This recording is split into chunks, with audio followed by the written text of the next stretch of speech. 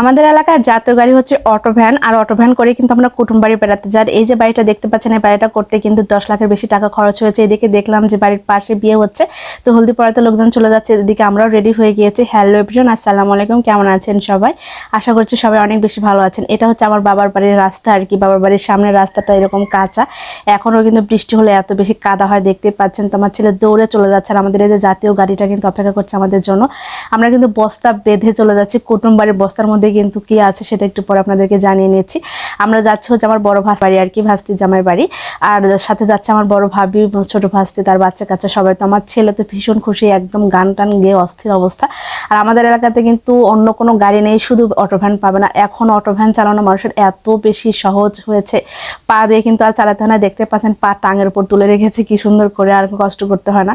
আশেপাশে যত গাড়ি দেখবেন শুধু ভ্যান গাড়ি, খুব একটা অন্য গাড়ি কিন্তু দেখতে পাবেন না। তো যাই হোক, আমরা কিন্তু বাসা অলরেডি চলে আসছে। আর এই সেই বাড়ি, এই বাড়িটা করতে কিন্তু 10 লাখের বেশি টাকা খরচ হয়েছে। দেখতে পাচ্ছেন টিন শেড বাড়ি, এটা কিন্তু একদম ফ্ল্যাট বাড়ির মতো সিস্টেম করা হয়েছে, কিন্তু বাড়িটা হচ্ছে টিন শেড। আর এটা কমপ্লিট করতে মোটামুটি 10 লাখের বেশি টাকা খরচ হয়ে গিয়েছে। বাড়িতে একটু ঘুরিয়ে আপনাদেরকে দেখানোর চেষ্টা করছি।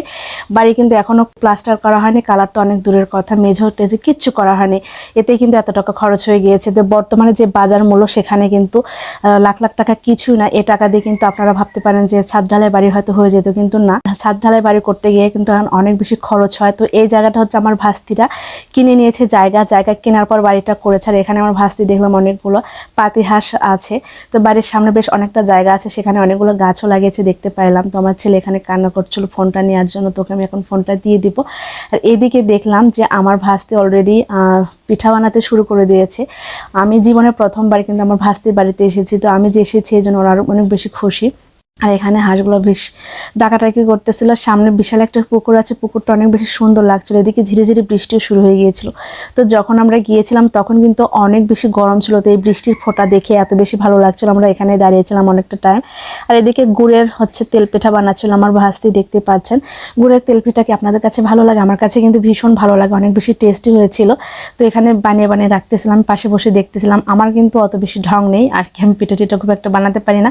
তো যেহেতু প্রথমবার এসেছে বাড়িতে, এই জন্য ভাস্তি মানে কি রান্না করবে, কি রাখবে, কি কোথায় বসাবে, এরকম একটা চিন্তা ভাবনা করে টোটাল রান্না বান্না কিন্তু সব শেষ হয়ে গেছে, শুধু পিঠা বানানোটা বাকি ছিল। এদিকে আমরা হচ্ছে অলসভাবে বসেছিলাম, একটু টিভি দেখার চেষ্টা করতেছিলাম। যেহেতু বাড়িটা এখনো পুরোটা কমপ্লিট হয় নাই, তো এখানে অলরেডি খাওয়া দাওয়ার ব্যবস্থা করা হয়েছে ফ্লোরে। তো আমরা খাওয়া দাওয়া শেষ করেছি, কিছুক্ষণ গল্প গুজবও করেছি, এরপর আমরা বাসার দিকে রওনা দিয়েছি।